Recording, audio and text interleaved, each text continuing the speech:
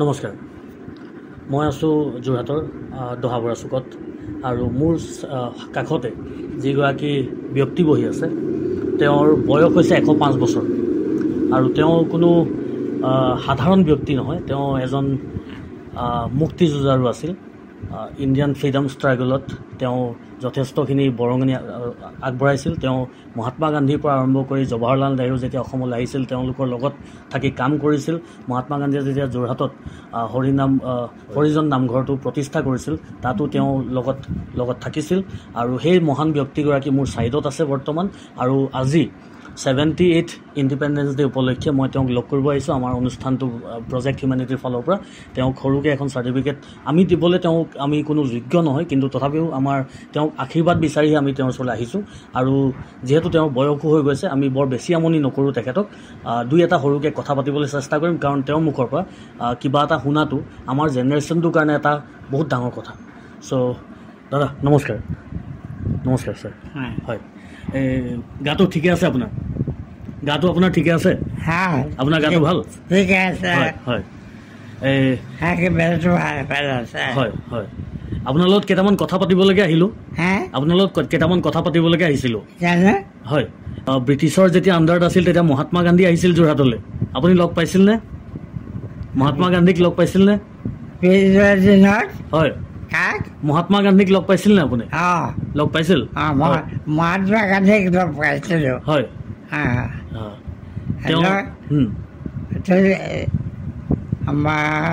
তেতিয়া তেখেতে আন্দোলনত জড়িত হৈছিল সংগঠনৰ কামত। লগ পাইছিল। তেখেতৰ কৰ্মপ্ৰেৰণাত বহুতো মানুহে উদ্বুদ্ধ হৈছিল, আগবাঢ়ি গৈছিল। দেশৰ স্বাধীনতা থকাই আৰু তেখেতৰ সান্নিধ্যত বহুতো লোকে দেশবাসী হৈ বহুতো কাম কৰিবলগীয়া হৈছিল। এই ব্ৰিটিছৰ গোলামী শাসনে বৰ্বৰা ক্ৰমেৰে কৰ্মীসকলক পংগু কৰি তুলিছিল। মই তাকে মনে মনে ভাবিছিলোঁ যে যিটো আমাৰ দৃষ্টি আছিল সেই দৃষ্টিটোৱে আনকি হাতী যুঁজি যাবলৈ মানুহ নিজে বাধা দিছিল, হাতী দিছিল, গুৱাহাটী যাবলৈ নিদিয়ে, চাজি মেলি যাবলৈ নিদিয়ে। ভাৰতৰ ফাটুৱা সেইটো কোনাইছিল নৱপ্ৰভাই কুশল কোঁৱৰ। আনকি তেওঁকো মিছা অভিযোগত সজাই পৰাই তেওঁ পাছে দিয়া মিছা অভিযোগ দিছিল। কৰিলে কুশল কোঁৱৰক মিছা অভিযোগ দি ফাঁচি দিছিল। কিন্তু পাছতে ফাঁকি দুখী সাব্যস্ত নহ'ল। হয়, বুজিছোঁ। সেইটো একেবাৰে মিছা ফাঁকি। আৰু তেওঁক যিটো শাস্তি দিয়ে, তেওঁৰ পৰিয়ালটোক যিটো শাস্তি দিয়ে, তেওঁ কণী কেঁচুৱা কিবা কেৰি থৈ তেওঁ পানীশালত উলিয়াবলগীয়া হৈছিল। এনেকুৱা বৰ্বৰা আক্ৰমণ ব্ৰিটিছৰ সেই শাসন আমাৰ ভাৰতে কেতিয়াও পাহৰিব নোৱাৰে।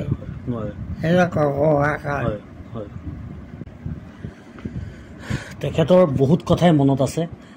গান্ধীজীৰ পৰা আৰম্ভ কৰি কুশল কোঁৱৰলৈকে সকলোখিনি কথাই মনত আছে এতিয়াও। মই বৰ বেছিকৈ আমনি নকৰোঁ তেখেতক, মই ইণ্টাৰভিউটো বৰ বেছি দীঘল নকৰোঁ। আৰু এটা কথা যে তেখেতৰ যিখিনি ছেক্ৰিফাইচ, তেখেতৰ যিখিনি ষ্ট্ৰাগল, সেইখিনি অকল যোৰহাটবাসীয়ে নহয়, অকল অসমবাসীয়ে নহয়, সমগ্ৰ ভাৰতবাসীৰ প্ৰতিজন ভাৰতীয় আমি চিৰকৃতজ্ঞ হৈ থাকিম। এখেতসকলৰ কাৰণে আমি আজি এইটো অৱস্থাত আছোঁ। নহ'লে হয়তো আৰু 20-30 বছৰ 40 বছৰলৈকে হয়তো ব্ৰিটিছে আমাক শাসন কৰি থাকিলেহেঁতেন, যদিহে এওঁলোকৰ নিচিনা মানুহ ৰাজপথত ওলাই আহি আন্দোলন নকৰিলেহেঁতেন। তেওঁ বহুতখিনি কথাই ক'লে আৰু তেওঁৰ হেল্থটো ভাল হৈ থাকক, সেয়া আমাৰ কামনা। তেওঁৰ নিচিনা মানুহ থকাৰ কাৰণে আমি হয়তো এইটো অৱস্থাত আজি আছোঁ। আজি 78তম ইণ্ডিপেণ্ডেন্স ডে উপলক্ষে আমাৰ গ্ৰুপটো প্ৰজেক্ট হিউমেনিটিৰ ফালৰ পৰা তেওঁক লগ কৰিবলৈ আহিলোঁ আৰু লগতে এখন আমি চাৰ্টিফিকেট বুলিয়ে কৈছোঁ চাৰ্টিফিকেটখন লৈ আহিছোঁ মই চাৰ্টিফিকেটখন পঢ়ি দিছোঁ আপোনালোকৰ আগত তেওঁৰ কাৰণে আমি কি লিখি আনিছোঁ ৰ'ব চ' লিখা আছে চাৰ্টিফিকেট অফ ইনডেপ্টেডনেছ তিৰংগা জীৱনত পৰাধীন সময়ৰ আভাস স্বাধীনতাৰ ৰক্তত যদিও শ্বহীদৰ পৰিহাস তথাপিও হৈ ৰ'ল অমৰ সফল ইতিহাস This certificate is proudly presented to Khogeshwar Gogoi in recognition of your courageous contribution and selfless sacrifices in the pursuit of India's independence and freedom. We are forever indebted to you for your bravery, and your legacy will continue to guide us in the pursuit of a more just and free world. Your name will be etched in the annals of history as a true patriot and champion of liberty.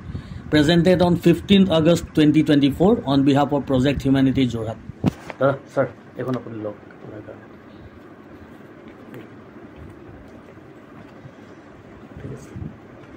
তো ভিডিঅ'টো মই আজি এই ছাৰৰ খগেশ্বৰ গগৈদেৱৰ এই ভৰি চৰণত পৰি ভিডিঅ'টো ইয়াতে শেষ কৰি দিছোঁ হয়